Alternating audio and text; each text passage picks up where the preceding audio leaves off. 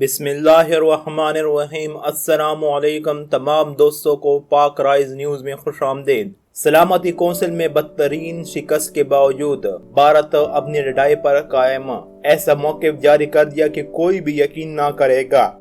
مزید ڈسکس کرنے سے پہلے اگر آپ لوگوں نے ابھی تک ہمارے چینل پاک رائز نیوز کو سبسکرائب نہیں کیا ہے تو ابھی سبسکرائب کریں اور ساتھ ہی بیل کا آئیکن بھی دبائیں تاکہ ہر نئی آنے والی ویڈیو اور اپڈیٹس آپ لوگوں کو مل سکے۔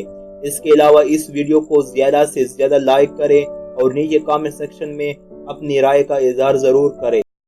سلامتی کونسل نے مقبوضہ کشمیر میں انسانی حقوق کی خلاف ورزیوں پر تشویش کا اظہار کرتے ہوئے اسے پاکستان اور بھارت کے درمیان متنازع مسئلہ قرار دے دیا ہے۔ چینی مندوب کا کہنا تھا کہ سلامتی کونسل کے ارکان کو بھارت کے زیر قبضہ جموں و کشمیر میں انسانی حقوق کی خلاف ورزیوں پر شدید تحفظات ہیں اور فریقینوں کو کسی بھی ایسے یک طرفہ اقدام سے گریز کرنا چاہیے جو صورتحال کو مزید خراب کر دے۔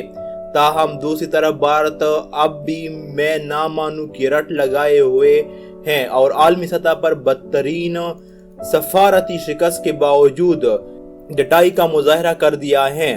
غیر ملکی میڈیا کے مطابق سلامتی کونسل کے اجلاس کے بعد میڈیا سے گفتگو کرتے ہوئے اقوام متحدہ میں ہندوستان کے مستقل مندوب سید اکبر الدین نے کہا ہے کہ جموں و کشمیر سے دہشت گردی کو ختم کرنے اور وادی کی ترقی کے لیے دفعہ 69 کو ختم کیا گیا ہے۔ انہوں نے ایک بار پھر ہٹ درمی کا مظاہرہ کرتے ہوئے کہا کہ کشمیر ہندوستان کا اندرونی معاملہ ہے اور اس کا باہری طور پر کوئی اثر نہیں۔ مودی سرکار جموں و کشمیر سے آہستہ آہستہ پابندیاں اور کرفیو اٹھا لے گی۔ انہوں نے کہا کہ آرٹیکل 370 کو ختم کرنا بھارت کا اندرونی معاملہ ہے اور یہ صرف بھارت ہی طے کر سکتا ہے کہ وہ اپنے داخلی معاملات سے کیسے بنے گا۔